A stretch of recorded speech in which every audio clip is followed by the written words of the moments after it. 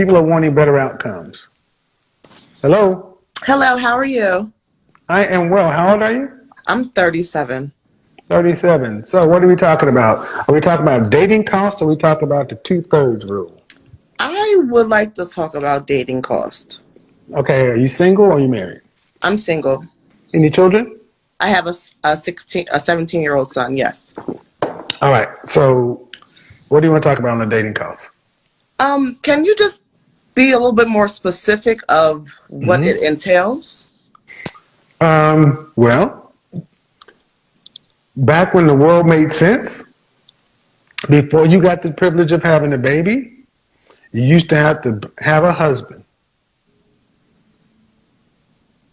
That's a cost.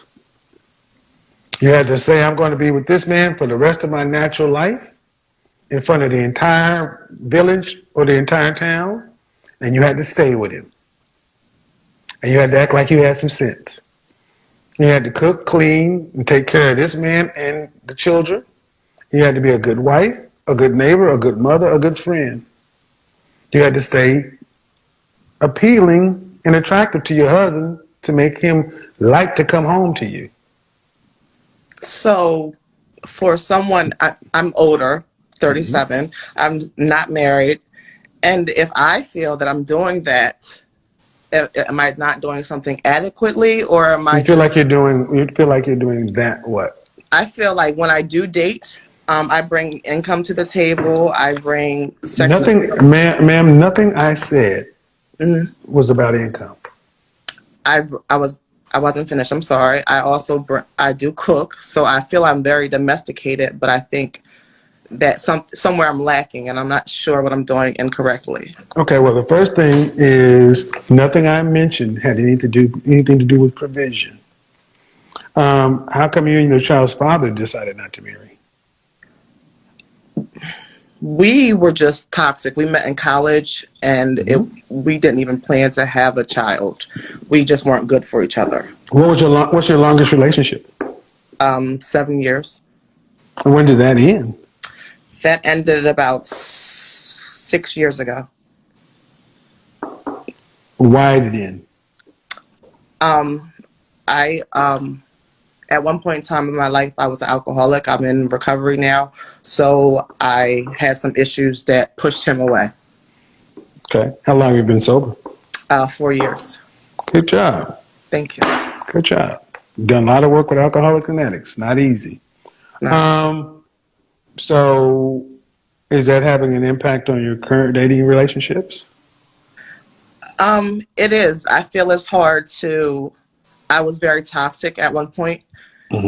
And being healthy is, for lack of a better term, it's hard to be healthy when I'm accustomed to toxicity. Okay. Well, your sobriety has to become number one. When you date, are you, at what point do you bring up your past? I try not to bring it up too soon. Okay.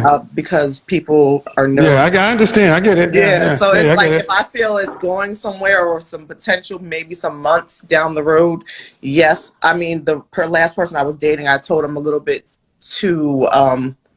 He felt he needed to know prior to me telling him. Yeah. People always say that shit. Half this country's addicted to something. So before people decide to judge you, if it ain't alcohol, it's pain pills. If it ain't pain pills, it's a street drug. If it ain't that, look at the people on drinking and sexing and everything else. This country is a country of addicts and alcoholics. So, because are you an outpatient? Are you keeping up with your counseling and therapy and meetings and things like that? I still have a sponsor. I still speak to her probably every week. I still go to online AA and things of that nature. So as long as it stays top of mind, you know the struggles. So we move on. But yeah, people think I was bullshitting. I do this in real life, people. I do appreciate it because I get I it. so it's hard, and it was hard for me to come to you. Please, I in corporate America, I work with a vice president. He was an active heroin addict, and he actually mentioned it in the company meeting. I was like, whoa. man was making $300,000 a year talking about, yeah, man. I'm like, really? Okay. Anywho, but how are you meeting? Most of the men I meet are online. That's problem number one. Okay.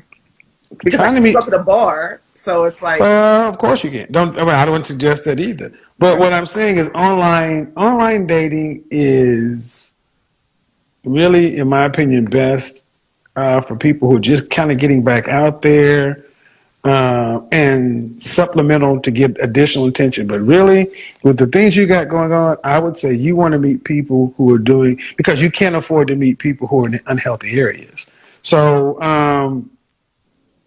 this is why becoming a regular at a gym, at a restaurant, there's some things that support your sobriety. Volunteering. I'm big on charity work, like not a charity, but like a nonprofit, American Heart Association, Habitat for Humanity, and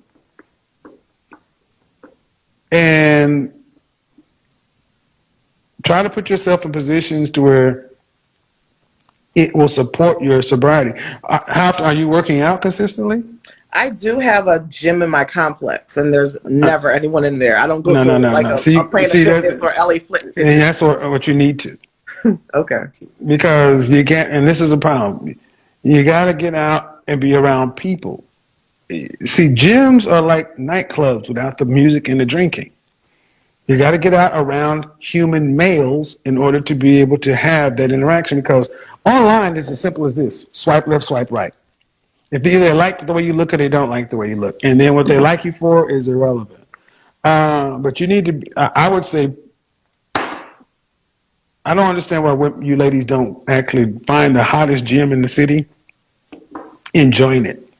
And then in your city, what's the church, the church, the largest church with the biggest singles ministry? Join that. That's a good one. That's a good idea. I located to a whole different coast, so I used to have that church background. Now I don't have it. So. Well, the largest church with the largest singles ministry. Every city has a part of town where the young urban professionals kind of live and feed that and enjoy that kind of stuff. But of course, stay away from and the party scene isn't really that big at our age. So maintaining your sobriety and stuff. As long as you construct a life around, you should have a full life around your mental health and your sobriety, to where you'll find somebody in this area versus having to go over there and put that kind of stuff at risk. Right. So, like riding a good, healthy activities like bike riding. Bike riding is great for stress, great for stress relief and all other kind of stuff. You'll be amazed if you start finding physical activities to replace compulsive behaviors, things that often happen with, alcoholism, drug addiction, that kind of stuff. But here's the funny thing. People want to judge this shit, but you need to understand it's the very things that make people such good addicts and alcoholics are the very talents that most of these high-level executives have. It's an obsessive-compulsive disorder. So, I'm good with it. I understand most of this country's alcoholics and addicts and drunk. I'm good with it. You're fine. Thank you. I appreciate you.